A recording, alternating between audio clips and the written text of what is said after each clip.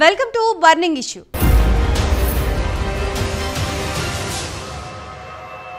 తండ్రి ఆశయం కోసం ఒకరు, తండ్రి చావుకి న్యాయం కోసం మరొకరు అంటూ అందరూ కాంగ్రెస్ గూటికే వెళుతున్నారా? జగన్కి ఇంటి రాజకీయమే పెనుముప్పుగా మారిందా? కాంగ్రెస్ గూటికి వైఎస్ సునీత వెళ్లనున్నారా? తండ్రి హత్యకి కారణమైన వారిని వదిలే ప్రసక్తే లేదంటున్నారా?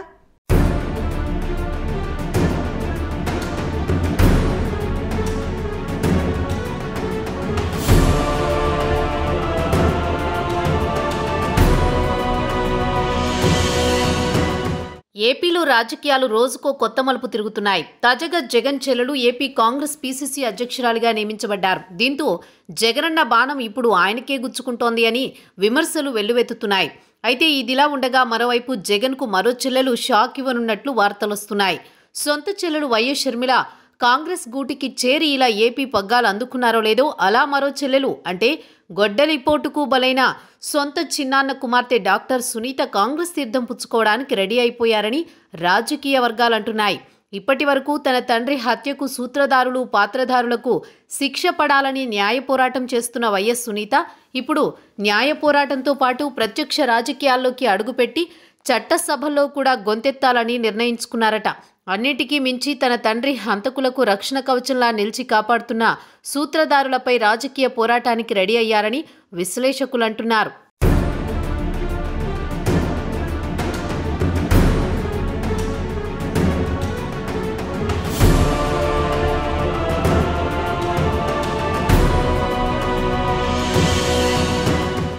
వైఎస్ వివేక హత్య జరిగిన వెంటనే అప్పట్లో ఆరోపణలు గుప్పించిన వాళ్లే ఇప్పుడు నిందితులుగా, అవమానితులుగా బోరులో నిలబడాల్సిన పరిస్థితిని ఎదుర్కొంటున్నారు.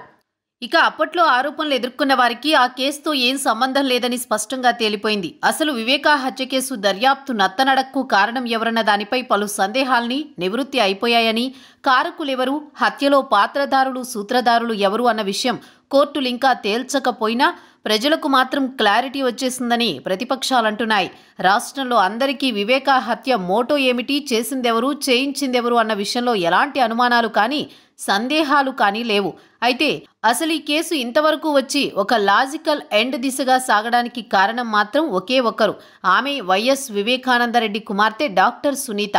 తన తండ్రి హంతకులు, వారి వెనుకనున్న ముసుగువీరుల సంగతి తేల్చాలంటూ డాక్టర్ సునీత చేస్తున్న న్యాయ పోరాటం ఫలితంగానే వివేక హత్య కేసు దర్యాప్తు ఇంతవరకు వచ్చింది.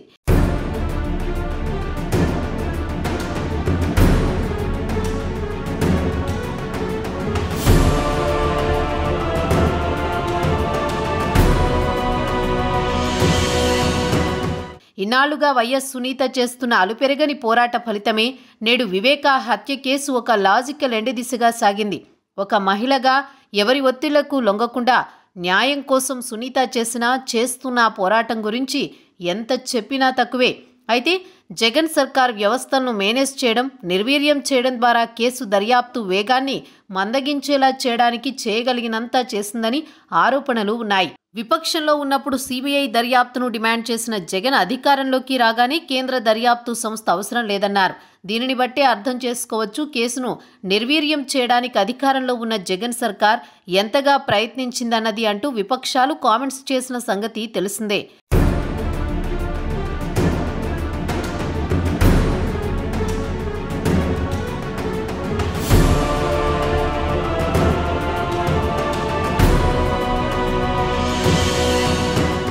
కేవలం వైఎస్ సునీత న్యాయ పోరాటం కారణంగానే కేసు సిబిఐ చేతికి వెళ్లి రాష్ట్రం దాటి తెలంగాణలో విచారణకు వచ్చింది.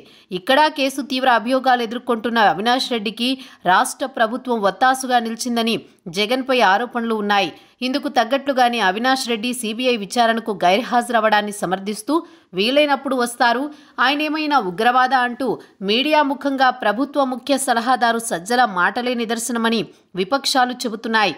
సరే, అవన్నీ ఒకెత్తైతే ఇప్పుడు డాక్టర్ సునీత కాంగ్రెస్ గూటికి చేరనున్నారనడం మరొక ఎత్తు. తన తండ్రి తమ్ముణ్ణి, స్వయంగా తన సొంత బాబాయిని హత్య చేసిన వారిని సీఎం హోదాలో ఉన్న జగన్ శిక్షించలేకపోయారని తన న్యాయ పోరాటం ద్వారా ఇప్పటికే ప్రజలకు తెలిసేలా చేశారు డాక్టర్ సునీత. కాగా ఇప్పుడు ప్రత్యక్ష రాజకీయాల్లో అడుగుపెట్టడం ద్వారా ఇక బహిరంగ వేదికలపై జగన్ సర్కార్కి మరో బాణం గుచ్చుకోబోతోందని విశ్లేషకులు అంటున్నారు. ఇప్పుడు జగన్ సొంత చెల్లెలు షర్మిల కాంగ్రెస్ పార్టీలో చేరి అన్నపై రాజకీయ పోరాటం ప్రారంభించేందుకు రెడీ అయిన సమయంలో ఆమెకు మద్దతుగా మరో చెల్లెలు డాక్టర్ సునీత కూడా కాంగ్రెస్లో జాయిన్ అవ్వాలనుకుంటున్నట్లు వార్తలొస్తుండటంతో ఈ వార్త రాజకీయ వర్గాల్లో సంచలనం సృష్టిస్తోంది.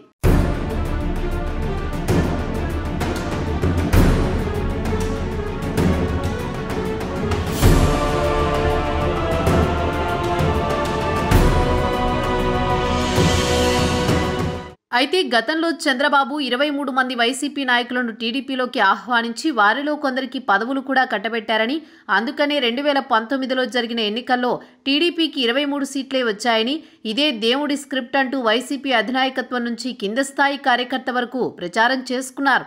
కానీ ఇప్పుడు జగన్మోహన్ రెడ్డికి అసలైన దేవుడి స్క్రిప్ట్ ఏంటో ఆయన సోదరీమణులు 2024 ఎన్నికలకు ముందే చూపించడానికి సిద్ధమయ్యారు.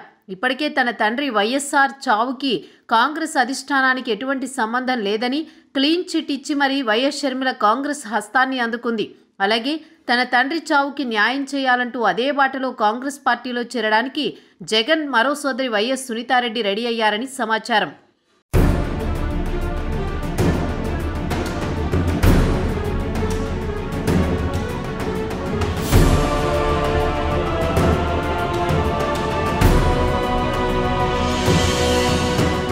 రాహుల్ గాంధీని దేశ ప్రధానిగా చూడాలన్నదే తన తండ్రి చివరి ఆశయం.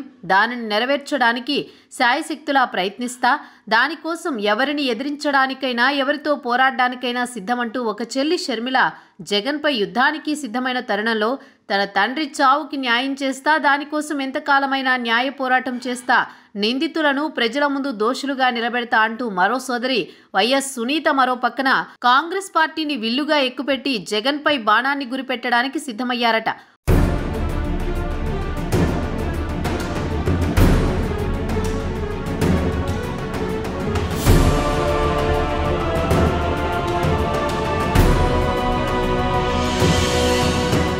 మొత్తానికి ఏపీ రాజకీయాలలో షర్మిల ఎంట్రీ వైసీపీని చిక్కుల్లో పడేస్తే, ఇప్పుడు సునీత ఎంట్రీతో ఇన్నాళ్లు వైసీపీ విప్పని మరో చిక్కుముడిని బయటకు తీయనుందా అనే అనుమానాలు మొదలయ్యాయి. ఏపీ కాంగ్రెస్లో షర్మిల ఎంట్రీపై స్పందించిన సజ్జల ఇక వైఎస్ వివేకాను ఏ గతి పట్టిందో చూశారుగా. ఇప్పుడు కాంగ్రెస్లో చేరిన షర్మిలకు అదే గతి పడుతుంది అంటూ హెచ్చరికలు సైతం పంపారు. మరి సజ్జల హెచ్చరికలను షర్మిల, సునీత ఏ మేరకు పట్టించుకుంటారో అనేది రానున్న రోజుల్లో తేలనుంది. తండ్రి ఆశయం కోసం ఒకరు, తండ్రి చావుకి న్యాయం కోసం మరొకరు అన్నపై యుద్ధానికి సంసిద్ధమవుతుండటంతో ఏపీలో రాజకీయాలు హీటెక్కుతున్నాయి. చూడాలి మరి రానున్న రోజుల్లో చెల్లెళ్ళిద్దరూ కలిసి అన్న జగన్పై ఎటువంటి విమర్శలు పేల్చనున్నారో అన్నది.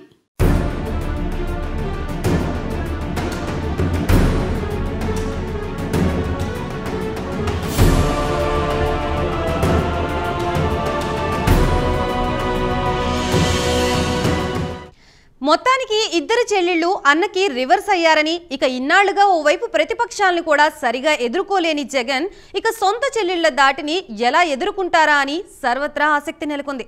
చూడాలి మరి రాబోయే ఎన్నికల్లో ఎవరి వ్యూహాలు ఎలా ఉండనున్నాయా అన్నది.